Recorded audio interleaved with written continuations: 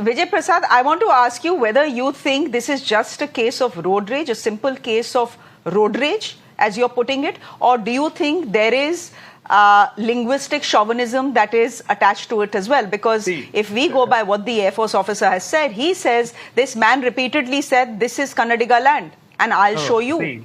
Shreya, let us so there is clearly the element that you're the outsider, I'm the one who belongs, and you have no reason to be here. Shreya, let us be very careful while branding it as chauvinism. Let us not brand it as that kind of chauvinism, this kind of chauvinism.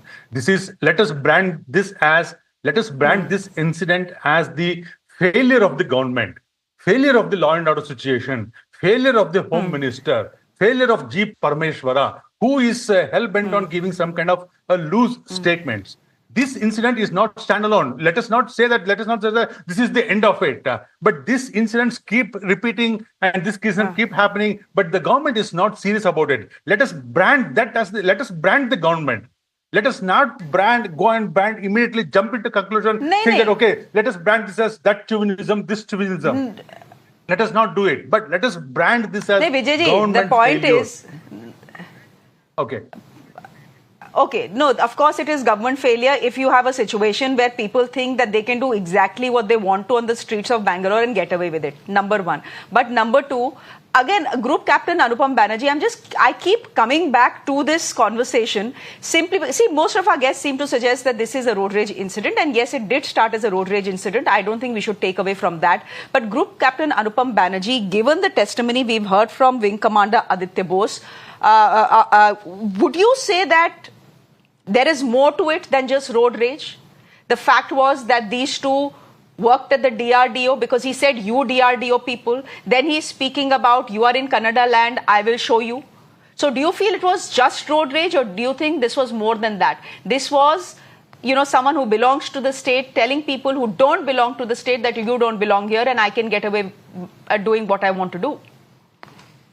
So I will say that, this is a road rage probably. But I'm surprised that a road rage happens when there is actually exchange, verbal abuses and other things. Just a cold stare giving a start of a road rage shows that the person probably has very, very less, respect for law and probably is very sure nothing will happen. But when something like this happens, the person then takes advantage of the underlying sentiment, whatever is there, and he uses it. So I'm not in a correct position to say whether what causes it, but it is extremely worrisome because today it is Karnataka, tomorrow it is Punjab, day after it is Bengal. There has to be some end to it. We cannot have these prides, which are. If you want to be proud of your achievements. How many scientists you have done? What are your number of patents that you have got? How many people are actually into the higher echelons of government and other places? Be proud of those facts, but not some unnecessary facts where you just keep the people. So this kind of underlying sentiment are very, very stark. I mean, this kind of incident be taking as a red warning. That today it is about language, tomorrow it will be about something else, tomorrow it will be about caste. There is no end to it, Shreya. So I think every party out here, rather than whether it is government or in the opposition, we need to learn some constructive lessons from it and figure out that we have all India service people working across the country. They are from various stature of the society, language and everything. Their job needs to be secured. The local government needs to assure, and such kind of incidents and I'm just hopeful of only one thing, that in this case the police doesn't align because it's a local or something and start taking it, and after some days this news will just go in one side and we will not even know what will happen. Unfortunately, because of this kind of no show and the legal process taking a lot of time, people think that they can get scot-free. This is what needs to be addressed.